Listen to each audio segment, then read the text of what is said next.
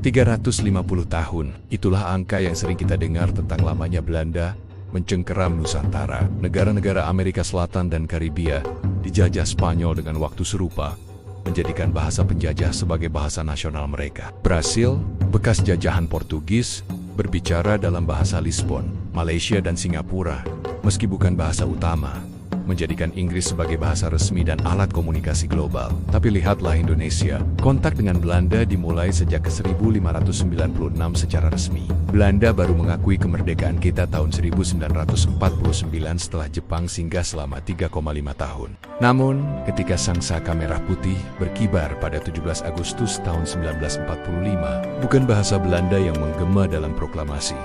Mereka tak memaksakan bahasanya. Saat VOC sang Raja Dagang Hindia Timur berkuasa selama 2 abad ke-17 hingga ke-18, Belanda saat itu pragmatis. Bukan bahasa sang penjajah lama. Bahasa yang lahir dari bumi sendiri, disepakati oleh darah dan keringat perjuangan.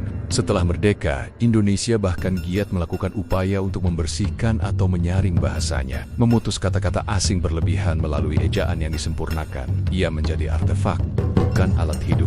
Ini adalah kisah tentang pragmatisme kolonial awal yang keliru, tentang kekuatan sebuah lingua franca pribumi, dan tentang semangat nasionalisme yang menjadikan bahasa sebagai benteng identitas. Mereka berdagang, memerintah, dan berinteraksi dengan penduduk lokal menggunakan bahasa Melayu. Belanda menjajah tanah, tapi bahasa Indonesia menjajah kesadaran bangsa menjadi jiwa dari sebuah negara merdeka yang menolak melupakan akarnya. Meski tetap menyerap saripati peradaban yang lalu, VOC pun memilih jalan pintas, dan dalam hal itu, Indonesia menyatakan kemenangannya. Ironisnya, meski ditolak sebagai bahasa nasional, warisannya hidup dalam diam. Sekitar 10.000 kosakata Indonesia berasal dari Belanda. Kata sehari-hari, kaos, apotik, sepur.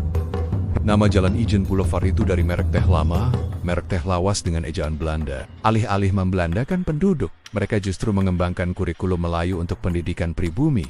Bahasa Belanda itu hanya untuk kalangan elit bangsawan, calon pegawai rendahan yang menguntungkan kolonial. Hanya tenaga kerja murah yang tak perlu diajak bicara tinggi. Bahasa Belanda hanya menyisipkan pinjaman kata-kata baru ke dalam tubuh Melayu. Rahasianya ternyata terpendam jauh sebelum kemerdekaan. Jauh sebelum Sumpah Pemuda ke-1928, mereka menemui kenyataan bahasa Melayu sudah menjadi lingua franca, bahasa perdagangan yang menyatukan ribuan pulau dan ratusan suku di Nusantara. Ketika pemerintah Belanda mengambil alih dari kelima Oshi di awal abad ke-19, pola ini berlanjut. Bangsa ini telah menemukan alat pemersatu yang lebih kuat, lebih akar rumput, bahasa Melayu yang telah bertransformasi.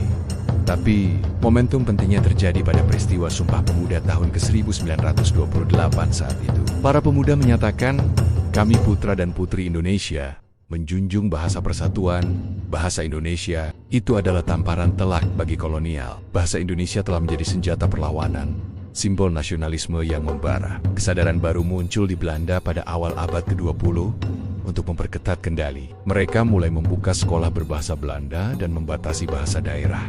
Sudah terlambat. Jadi, ketika Soekarno membacakan teks sakral itu tahun 1945, pilihannya jelas, bahasa Indonesia. Tentu saja, bahasa Belanda tidak akan hilang begitu saja. Bahasa Belanda bertahan di ruang-ruang khusus, studi hukum warisan kolonial, sejarah, kedokteran, teologi Kristen di mana dokumen penting hanya bisa diakses melalui bahasa itu. Jawaban mengapa Indonesia tidak berbahasa Belanda akhirnya jelas. Bahasa adalah senjata.